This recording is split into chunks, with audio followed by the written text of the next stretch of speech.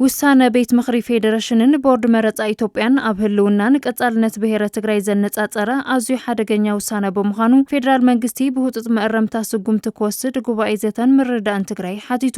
ኣብ እዋናዊ ጉዳይ ኣመልኪቱ መግለጺ ዘውፅአ ጉባኤ ዘተን ምርዳእን ትግራይ ህዝቢ ትግራይ ሃገር ኣብ ምቕናዕን ምሕላውን ልዑል ኣበርክቶ ከገብር ዝጸንሐን ዘሎን ህዝቢ ምዃኑ ገሊጹ። ህዝቢ ትግራይ ንማዕርነታዊ ሓድነትን ህንጸትን ፌደራላዊ ዲሞክራሲያዊ ስርዓትን ዝተጋደለን ሕልፊ ዋጋ ዝኸፈለን እናሃለወ ኣብ መገዛ ዓዱ ከም ጻልኣ ተወሲዱ ኣብ ልዕሊኡ ጽንተት ተበይንሉ ድሕሪ ስምምዕ ተጻብኦ ምግታእ እውን እንትኾነ ማዕልያ ዘይብሉ በደልን ግፍዕን እናበጽሖ ምእንቲ ዘላቒ ሰላምን ርግኣትን ኩሉ ተሰኪሙ ብተስፋ ዝነብር ዘሎ ህዝቢ ይብል እቲ መግለጺ።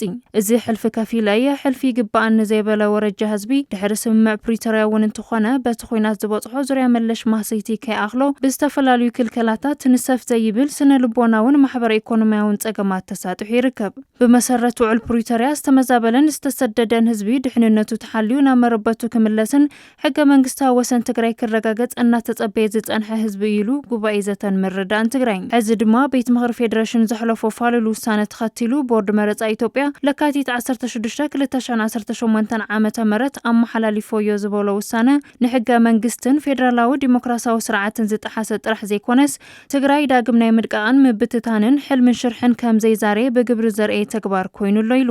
እዚ ውሳነ እዚ ድማ ኣብ ህልውናን ቀጻልነትን ብሔረ ትግራይ ዘነጻጸረን ኣዝዩ ሓደገኛ ውሳነን እዩ ክብል ኮኒኑ። እዚ ሓደገኛ ተግባር ከቢድ ሳዕቤን ከስዕብ ዝኽእልን ሰላም እዚ ሃገር ጥራሕ እንተይኮነስ ሰላምን ርግኣትን እዚ ዞባ እውን ክህውኽ ዝኽእል ከም ዝኾነ ተፈሊጡ ፌደራል መንግስቲ ብህጡጥ መእረምታ ስጉምቲ ክወስድ ብጥብቂ ሓቲቱ።